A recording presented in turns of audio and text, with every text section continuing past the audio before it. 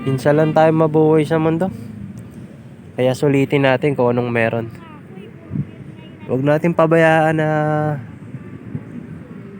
hindi natin magawa yung ating mga gusto. Tao lang tayo, naghahanap din ng saya. Pero hindi ko naman sinabi na mag-resign tayo o umalis sa ano man yung nagiging kagustuhan natin. Kung ano lang yung ano natin. Pero yung hindi maapektuhan yung kalamdam natin at hindi tayo magugutom. Sa kung ano yung may pinakamasayang magawa natin sa sarili natin na hindi kayang gawin ng iba, ituloy lang natin. Importante naman wala kang ginagawa masama. Yun naman the best nun. Kahit saan lugar ka pumunta, makisama lang. Kahit kung ano man, di ba? Sa totoo lang talaga, madali lang talaga ang buhay. Sarap magala. Solid talaga.